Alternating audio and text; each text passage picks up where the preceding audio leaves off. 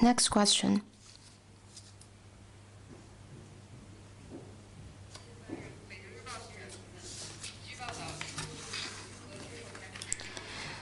According to reports, the Indian defense minister Singh said India will not allow its dignity harmed in the border issue.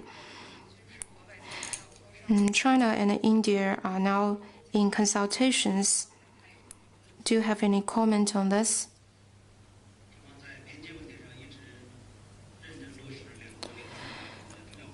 China has been implementing the consensus between the two countries' leaders, and we have been committed to upholding our national sovereignty and security, as well as stability along our border.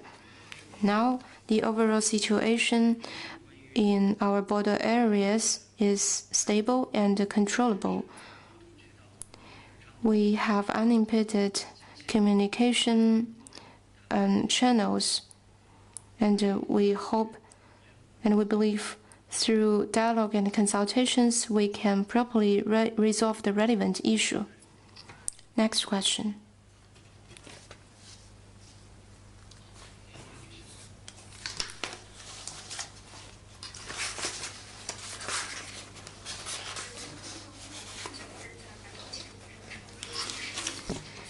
U.S. President Trump said at a press conference that the U.S. is going to stop its relationship with WHO as it failed to meet the requests. We heard voices of opposition from many countries, including U.S. allies.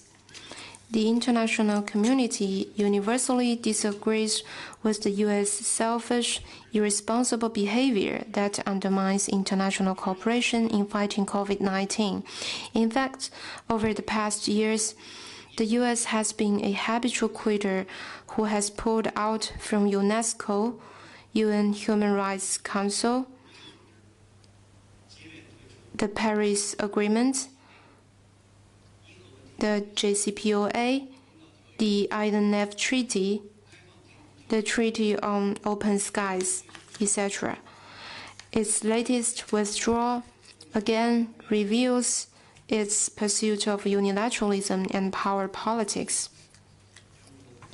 As State Councilor Wang Yi recently pointed out, WHO is an international body made up of 194 sovereign states. It doesn't serve any particular country, and it shouldn't defer to any country that provides more funding than others. In the face of COVID-19, those attempts to attack or blackmail WHO are negligence of life, a challenge to humanity, and sabotage of international cooperation that will surely be rejected by the international community. China will continue making efforts to support the WHO's leading role in world anti-epidemic cooperation as a responsible major country. We call on the international community to further consolidate consensus in endorsing multilateralism, increase political and financial support in the WHO, and jointly safeguard global public health security.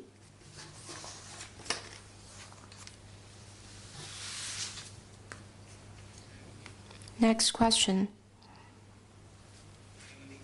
Any more questions?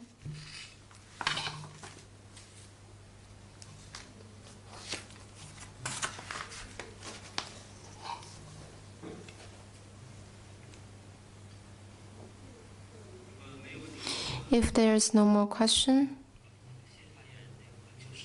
Global Times.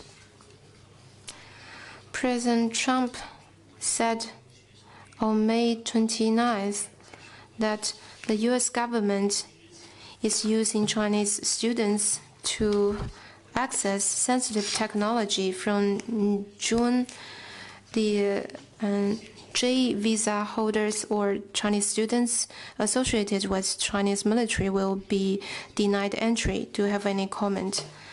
I responded to relevant question last week. This practice of the U.S. is blatant political persecution and racial discrimination, which severely harms the legal rights of Chinese students and researchers. It runs against the ideas of openness and freedom as U.S. claims and runs counter to the public pledges of U.S. leaders. It is also against the overriding trend of international personnel exchange, which harms the normal people-to-people exchange between China and the U.S. We firmly oppose this and strongly condemn that. Any attempt for decoupling or staging a new Cold War or any attempt to put China-U.S. relations into conflict, confrontation, and inciting estrangement or hostility between the two countries and the two peoples will never succeed. We urge the U.S. side to stop using various excuses to crack down on Chinese students and researchers in the U.S., and we will support them to upholding their legitimate rights. 路透社，美国众议院的共和党员，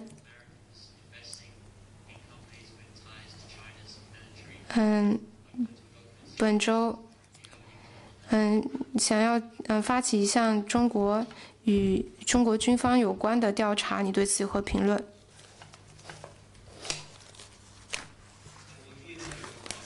I noted relevant reports. We urge relevant U.S. politicians to abandon biases and prejudices, abide by the economic law of market, stop politicizing economic issues under the pretext of national security or bring down Chinese companies, and do more to facilitate the China-U.S. economic ties and to improve the well-being of the two peoples.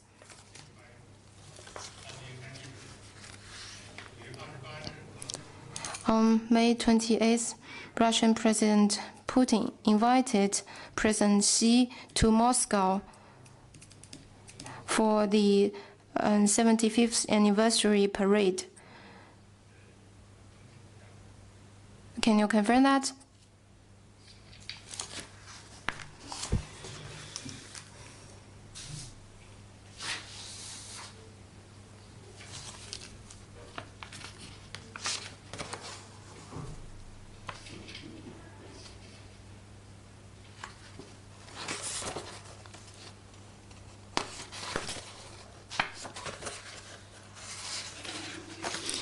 Could you repeat your question? What event are you referring to? On June 24th, a parade in commemoration of the 75th anniversary will be held in the Red Square. And is President Xi invited? This year marks the 75th anniversary of the Second World War's victory. China and Russia are the major winning countries. We support Russia in holding the relevant commemorative activities, and we stand ready to work with Russia and the rest of the international community to protect the outcomes of the victory in the Second World War and safeguard the hard-won peace. As to what you mentioned about the extension of the New START treaty between the U.S. and Russia, I would like to say a few more words. The New START treaty, as the only existing important bilateral nuclear arms treaty. It draws widespread attention from the international community. It bears on the military relation between Russia and the U.S. as well as global peace and stability. As the country possessing the largest nuclear arsenal, the U.S. must fulfill its obligation to answer the call by the Russia to extend the New START treaty so as to create conditions for other countries to join the treaty's negotiations.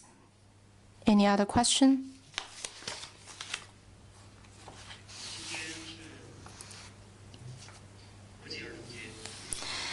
Today marks the International Children's Day. Children are the future and hope of our motherland. I'd like to wish a good festival for our children. Thank you for attending today's press conference.